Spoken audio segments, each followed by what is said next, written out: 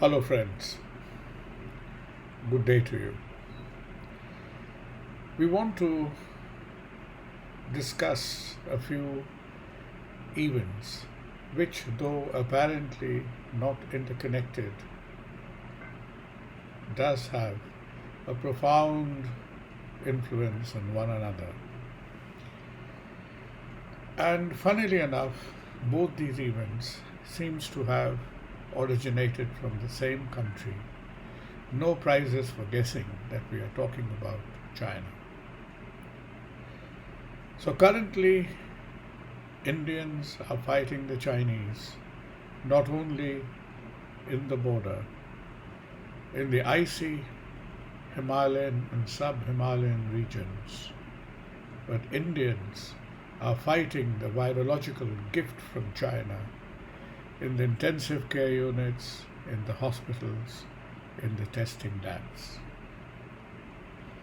Well, as far as corona is concerned, I think corona is probably the second epidemic that has spread from China, the first one from communism.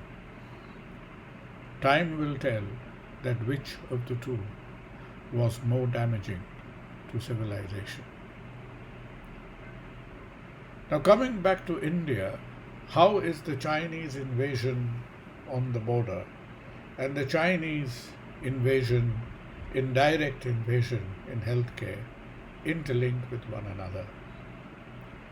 Well, I'm not a foreign affairs specialist, but I, like a lot of ordinary citizens, can see through the fact that this Chinese board game that they are playing has encircled India, at least for a next good few years to come, with China on one side, Pakistan on the other, and we have these little fellows like Nepal, etc.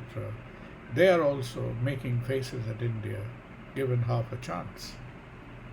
So what it means for India in otherwise is that it has now committed the Indian polity, it has now committed the Indian lawmakers to allocate a substantial amount of the national funds towards defense, perhaps an incremental amount of funds to defense, because as in the recent past, perhaps most of our defense preparedness was with Pakistan in mind.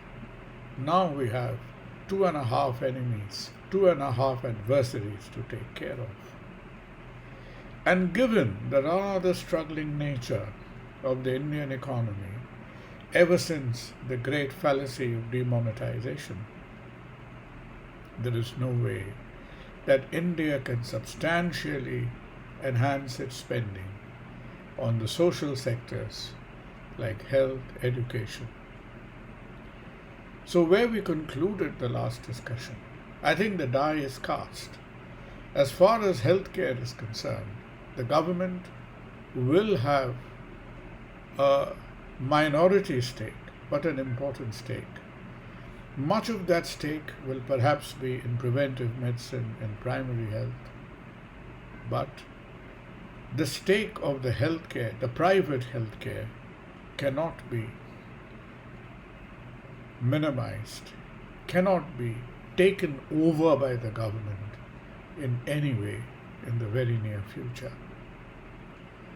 And I think common sense has prevailed amongst the policymakers. And in one of the last policy meetings of the Niti Aayog a year earlier, they have been outlining the policy of structurally, philosophically integrating the private sector in its plans, private-public partnership, helping in setting up of hospitals, helping in the operational expenses of the hospital. And that will be the future of healthcare. And that future of healthcare will definitely have the private sector still maintaining its 70% or maybe a little bit more than 70% contribution to healthcare, and the government sector remaining at 30%. It will definitely have significant effects impact on the government spending on education, housing for poor, etc., etc. But I leave that to the sociologists to decide that what will be the relative impact on defense spending vis-a-vis social spending. It's an important issue, but the minutiae of the issue, the details of the issue, will probably be played out over the next month or a year. Now, coming to the current situation of the pandemic in India, few brief points. One is, a lot of us are getting very, very nervous by staring at the ever-increasing galloping figures of 4.5 lakh infection. But there is nothing, to lose sleep about, because that was expected in a country of 135 crores. In a country of 1 billion people, it was expected that at the very minimum, this will be the level of detected infection, given the fact that we were testing, or we are still testing. From miserly, we have become moderate. We had very miserly rates of testing in the beginning, thanks to the fact that Delhi has jacked up its testing. Telangana, after being shaken around by the Supreme Court and the central government, probably testing a little bit more, that the detection is going to increase, and we are going to see the cases double somewhere between every 15 to 20 days. That is not unnerving.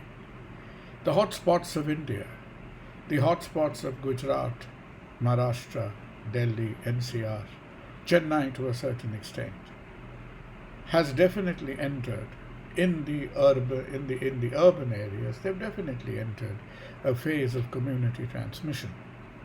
And whether we like it or not, the fate that stares us in our eyes is we are inevitably walking towards the phase of increasing infection, peaking infection.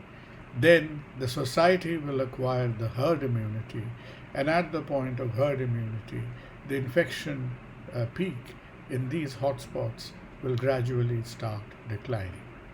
Nobody has the timetable perfectly worked out.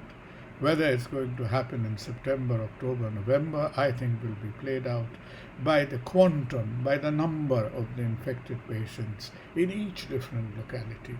But this is going to be the scenario.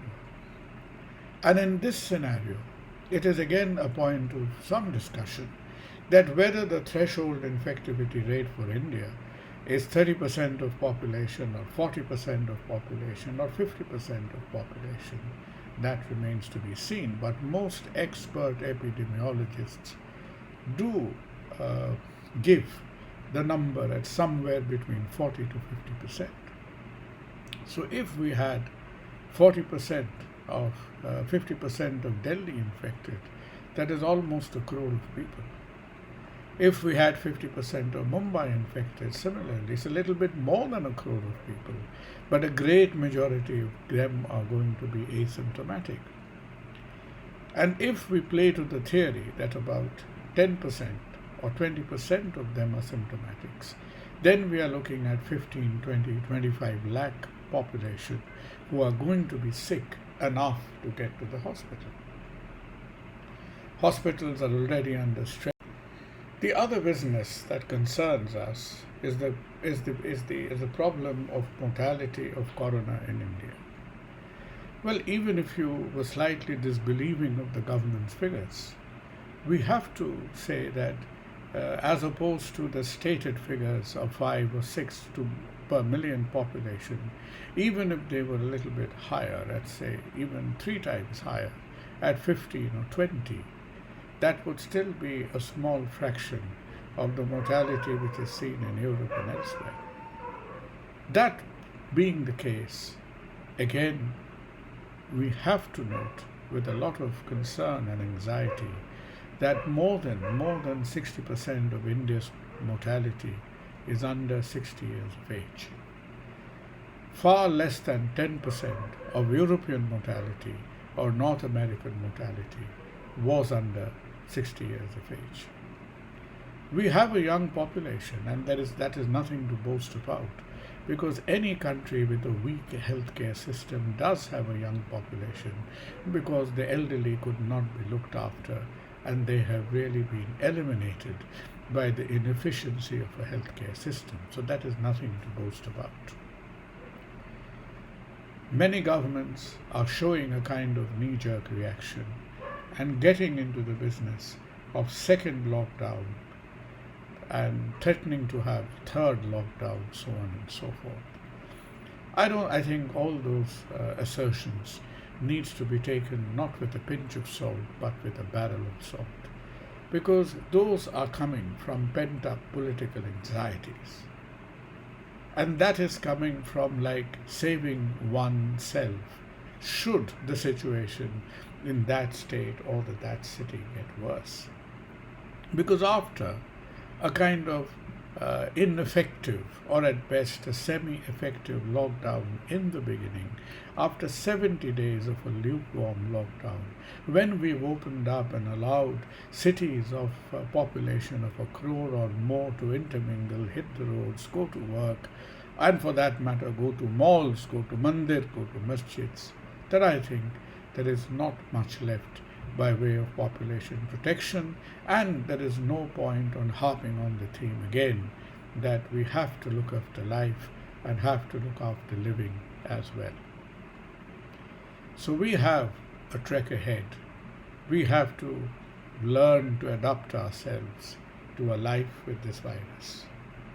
Now, whether the story of India and Corona is like, one of these very long Hindi serials, that whether this serial rolls on to October, November, or near about the end of the year in one way or the other is still unknown. If either a very effective medicine or a very effective vaccine interrupts the journey of this viral Marco Polo, then obviously the screenplay will be cut short.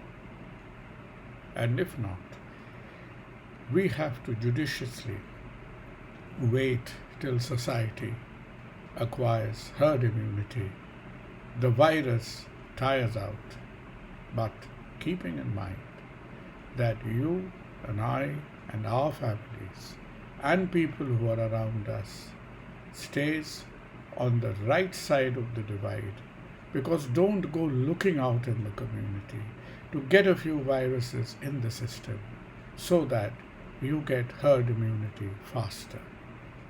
It is best left to the unknown and left to the mechanisms of nature that how you get it.